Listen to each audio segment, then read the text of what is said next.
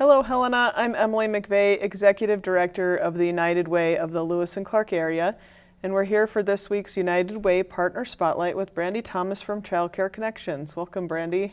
Thanks for having me. Good to see you again. Yes, always good to be here. Never enough minutes to share about our childcare needs in our community. No, there never is. We always have things that need to be spread the word on. Yeah, it's definitely one of our hot topics right now, to try to figure out how to resolve the lack of childcare available. So, it's a tough one, but yes. Yeah. So tell us about Childcare Connections and how you fit in there. How long have you been there? What's your history with childcare? I know that's a long story. That's a big one. So Childcare Connections is a 501c3 nonprofit. We are what's called a resource and referral agency. There are many of these around the country. There are 6 others in our state, so there are 7 of us. We basically hold a state contract to help families pay for and find childcare, and then we also do a lot on the provider side as well, childcare provider side. We help them with their trainings, we help them get licensed, stay licensed, all those faucets. We do other things too that aren't within our state contract, so we have some safety programs. We do bike helmets and we attend bike rodeos. We do all kinds of other things. There's probably way too many to list. I personally work in the provider services department. I'm the provider services supervisor. We do cover 6 counties, so Lewis and Clark, Jefferson, Broadwater, Park, Marr, and Gallatin counties. We have 2 offices, one in Bozeman, one in Helena, and we just really strive to get all of our services out there. I, like I said, work directly with childcare providers, anything and everything they need. I help with their training, just any technical assistance they may need, help with licensing.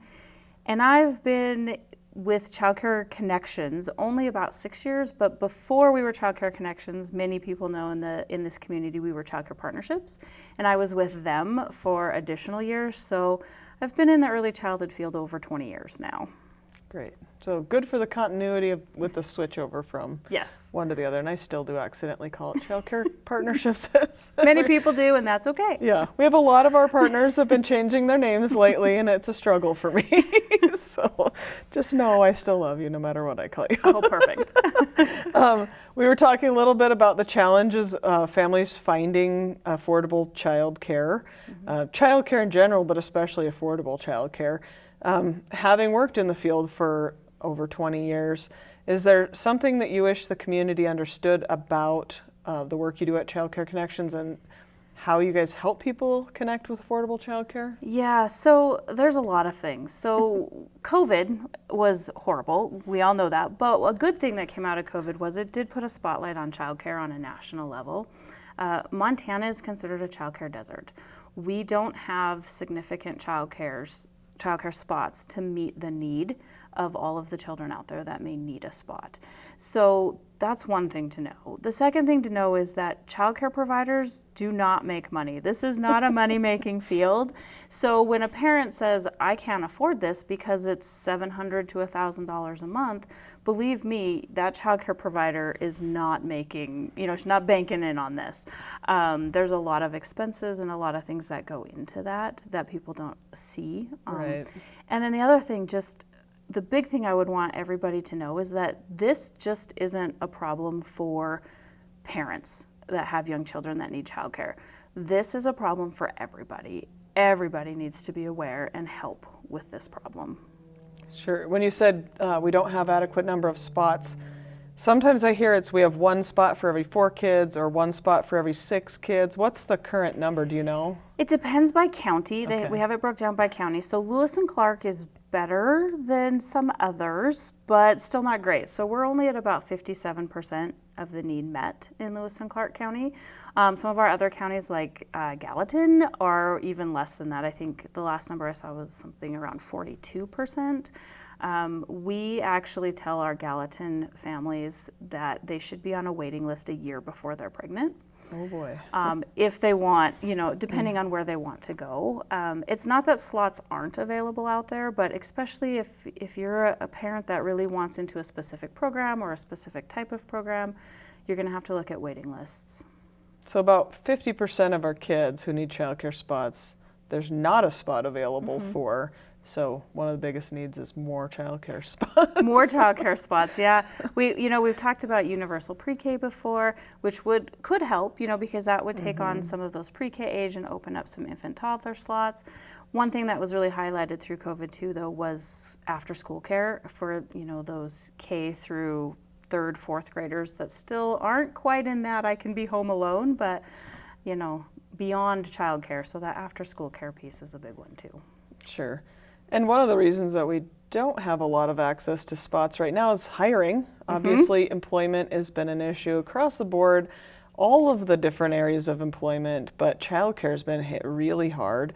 And like you said, they're not making a lot of money. I ran a daycare out of my home when my kids were little. That was 18 years ago that we closed that down when my youngest son started kindergarten. But everything I made, I put right back into it. So there wasn't a profit being made. It was food and supplies and diapers, and I'd find cute stickers I just thought the daycare kids just had to have, and every penny of it went right back to caring for the kids. And so I know that's the heart of all the providers out there. It is. I mean, this isn't a profession you get into for the money. This is a profession you get into because you genuinely love to be with children and really want to be part of that building of the next generation. But it also means they can't pay their employees really well because the supplies do cost a lot of money and their rates don't cover what they need to cover, and the rate we can afford to pay childcare providers is lacking, and so they're having a real struggle in hiring. I know Head Start reported yesterday or the day before that they could open 2 more Head Start classrooms if they could hire teacher assistants. That's a really big deal for Helena. It is. There's, we could, I don't want to say we could meet all of the slots with the programs we have, but we could come a lot closer if we could hire the staff that those facilities need so that they can open back up closed classrooms. There's a ratio that has to be met in Montana, which we don't want to get rid of that because that, that's health and safety. That's safety. That's basic safety needs. But there's a lot of, they have 20 kids on the wait list. They just don't have staff to put in that room. And so it's really hard. And, workforce shortage, we hear that across the board, all businesses everywhere. Childcare is especially hard because we don't have that higher income to draw them to. When you can go and get a job in retail or fast food and get better pay, you're going to do that. Not to mention, most childcares can't afford benefits at all. Right. So that makes it really tough too. And it's even a struggle to allow a parent to bring their child while they work with other children because that means they're not getting paid for a spot in their childcare center. Exactly. So that's I think that's a thing that people think, oh, you can just take your kid to work and that's a great benefit. It would be if that was affordable on both sides. Absolutely. And it just, most cases it's not. Some providers are able to do that as a benefit, but it's really tough. And a lot of kids don't act great when their parent is in the same room. So then it's moving their child to a different room. So they're not really taking their child to work with them. Isn't that the truth? So with all of that, it's just, like you said, it's more than families that are affected by the lack of childcare. It's employers and businesses. And talk a little bit about that. How does that really affect the overall community? So I don't think people always understand that. Just they don't look at, okay, well, this family can't go to work because they don't have childcare. Well, this family, if they were able to go to work, could be working at one of those other places, out of childcare that are also experiencing that workforce shortage. So unfortunately, lack of childcare also builds to this lack of workforce that we're seeing across the nation, across all fields in general. And not to mention the fact that it then goes up even higher because if person A can't work because they don't have childcare and maybe they work at, I don't even know, we'll just throw out like Walmart, but Walmart doesn't have enough employees because this person can't come in for their shift, then do they have to reduce their hours? Do they, all of these things. So we're seeing businesses with reduced hours, less services they can provide because the employees can't come to work because they don't have childcare. And so that's a big struggle. The other thing we're really seeing is recruitment.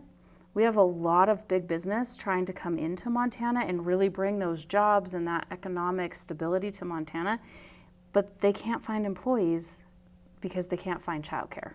So it's a really big issue across the board.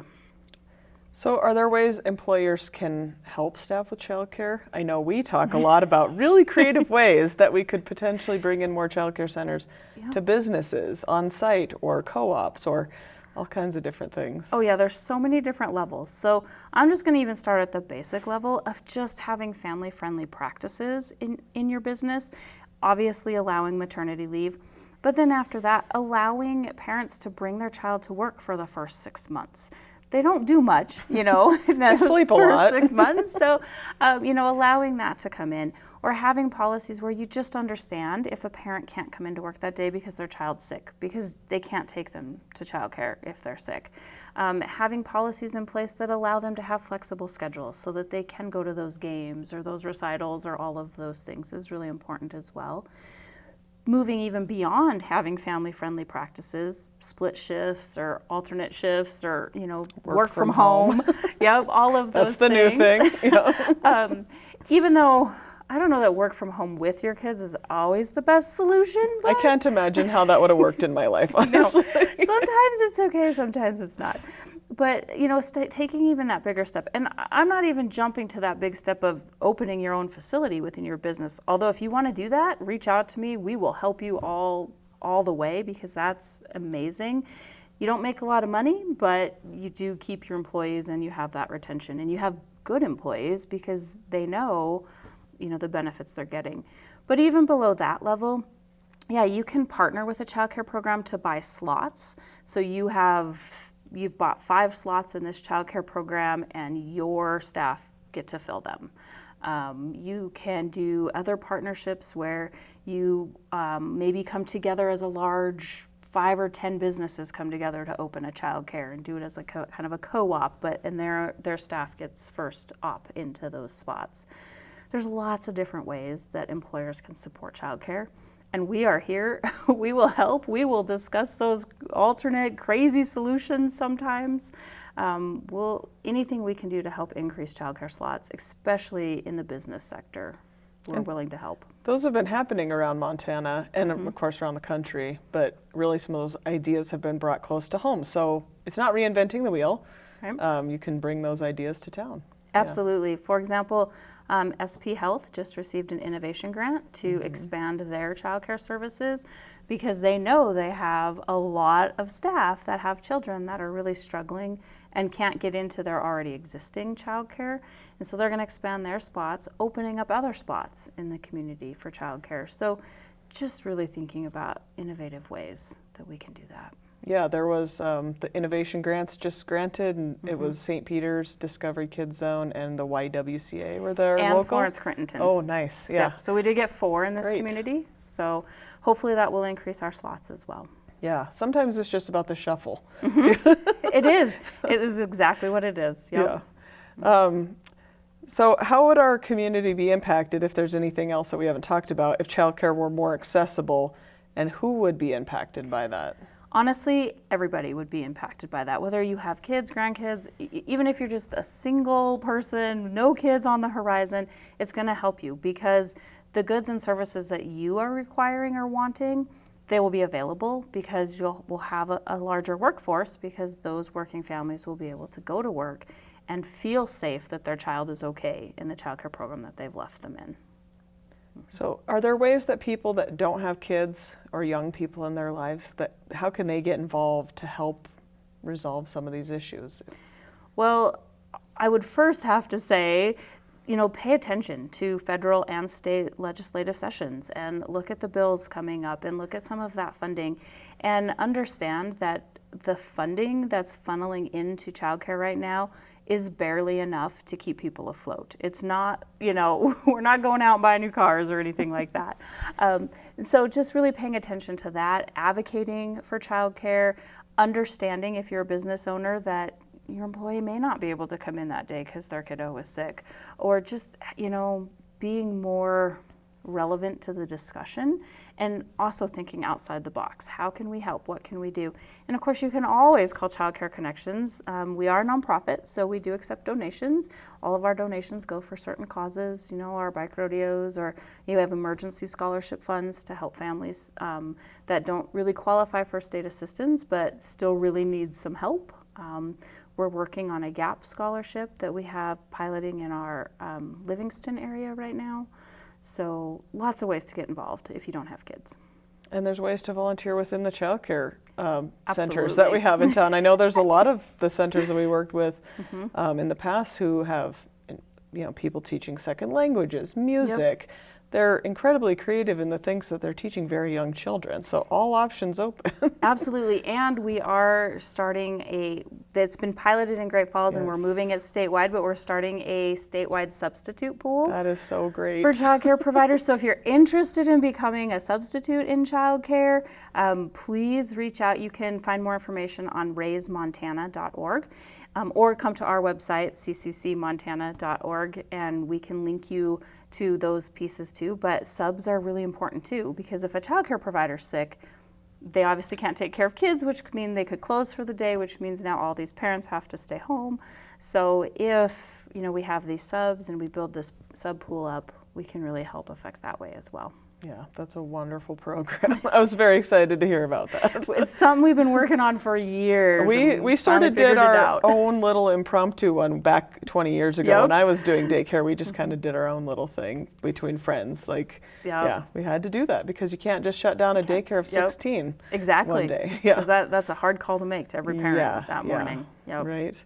Anything we missed? And again, let us know your contact information again. So I just want to say that childcare is an everybody issue, and I know we covered it, but I always think about the analogy of there's this really funny video out there on the web about somebody trying to go to the emergency room and there's no doctors available because all the doctors had to stay home because there was no childcare. And so even thinking of it in that, the video itself was really funny, but thinking about it, that bigger picture, it's an everybody issue.